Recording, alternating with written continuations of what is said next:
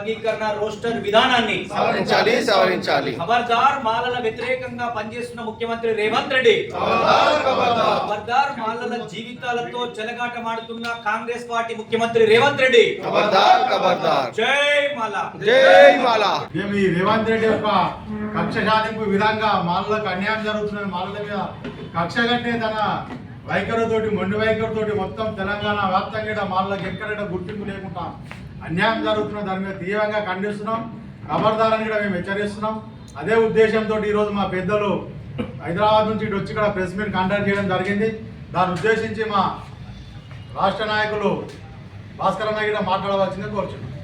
సంగారెడ్డి జిల్లా మాల సంఘాల JAC chairman అయినటువంటి బండ్ల అశోక్ అన్న, గౌరవ అధ్యక్షులు మల్లేష్ అన్న గారు, నాతో పాటు వచ్చినటువంటి మాల స్టూడెంట్ జేఏసీ చైర్మన్ మాదాల్సి రాహుల్, అదేవిధంగా జిల్లాలో ఉన్నటువంటి మా మాల నాయకులు, మా విద్యార్థి వర్కింగ్ ప్రెసిడెంట్ భాను తేజ, మరియు ఈ జిల్లాకు సంబంధించినటువంటి మిత్రులందరికీ కూడా పేరు పేరున జై మాలా, జై భీమ్.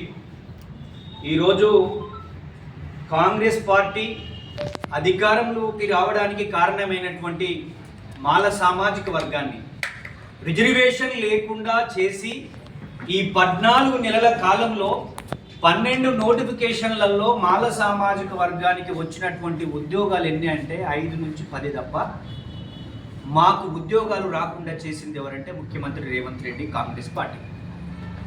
మరి కాంగ్రెస్ పార్టీ ఇంత అన్యాయం చేస్తున్నప్పటికీ రేవంత్ రెడ్డి గారు మాలలకు వ్యతిరేకంగా ఆయన తీసుకుంటున్న నిర్ణయాలను కాంగ్రెస్ పార్టీలో ఉన్నటువంటి బట్టి విక్రమార్క కానీ, అదేవిధంగా గడ్డం వివేక్ గారి మీద ఉన్న కోపంతో మాల సామాజిక వర్గానికి రిజర్వేషన్ లేకుండా చేసిందా, లేకపోతే వీళ్ళకు కూడా ఆ సామాజిక వర్గం నుంచి వారసత్వంగా వచ్చిన మీరు మన కమ్యూనిటీకి 14 నెలలుగా విద్యారంగంలో, ఉద్యోగ రంగంలో, ఉపాధి రంగంలో మన కమ్యూనిటీకి అన్యాయం జరుగుతుంటే మీరు ముఖ్యమంత్రితోటి మాట్లాడతలేరా అనేది కూడా నేను ఈరోజు మన తరపునున్న ప్రజాప్రతినిధులను, ఎమ్మెల్సీలను కానీ, ఎమ్మెల్యేలను కానీ, ఆ పార్టీ అధ్యక్షులుగా ఉన్నటువంటి వాళ్ళని కానీ, మంత్రులను కానీ నేను ప్రశ్నిస్తూ ఉన్నాను.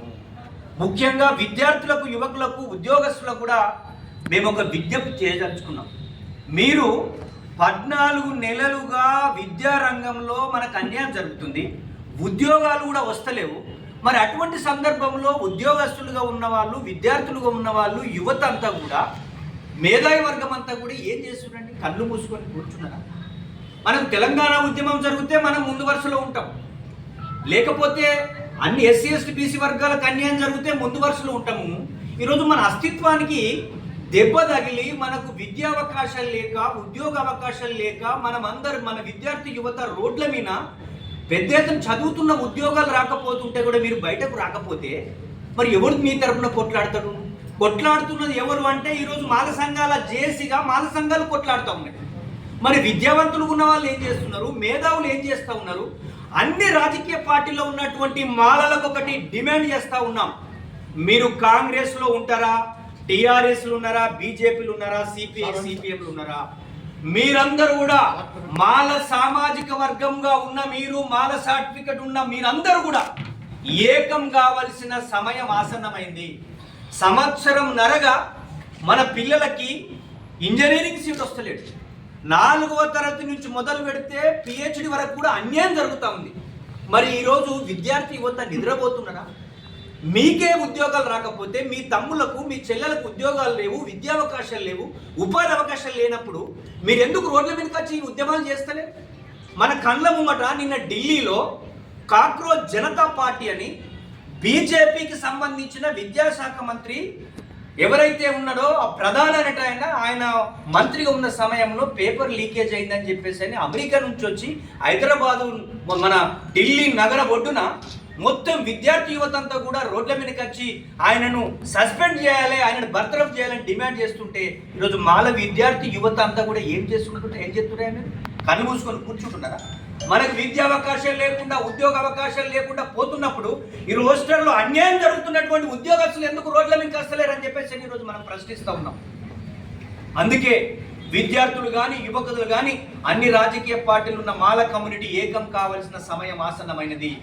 హైదరాబాదు నడిబొడ్డున బాబాసాహెబ్ అంబేద్కర్ విగ్రహం దగ్గర మనమందరం ఒక తెలంగాణ ఉద్యమంలో మిలియన్ మార్చి చేసినట్టు మనమందరం హైదరాబాదు అంబేద్కర్ దగ్గర 1 మిలియన్ మార్చికి మనం సన్నద్ధం కావాల్సిన అవసరం ఉందని నేనైతే భావిస్తాను.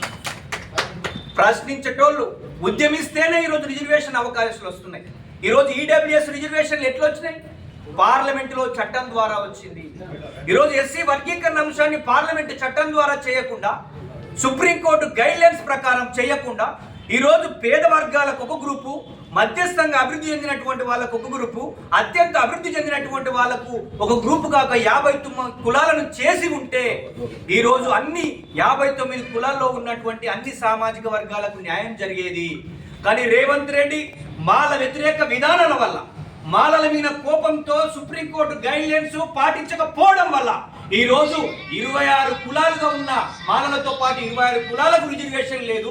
గ్రూప్ 1లో ఉన్నటువంటి 15 కులాలకు రిజర్వేషన్ కోల్పోయారు. ఈరోజు గ్రూప్ 2లో ఉన్నటువంటి మాదిగలతో పోటీ పడలేక 17 కులాలు ఈరోజు రోడ్ల మీద ఉండేటువంటి పరిస్థితి వచ్చింది. ఈరోజు మేము మాట్లాడుతున్నది ఒక మాల సామాజిక వర్గానికి అన్యాయం జరిగిందని కాదు.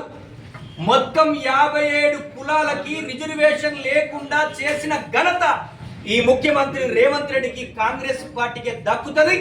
ఈరోజు మాల సామాజిక వర్గంగా ఈ తెలుగు నేల మీద ప్రతి ఉద్యమానికి నాయకత్వం వహించిన మన కమ్యూనిటీకి అన్యాయం జరుగుతుంటే మన మేధావులు మాట్లాడారు, మన రాజకీయ నాయకులు మాట్లాడు.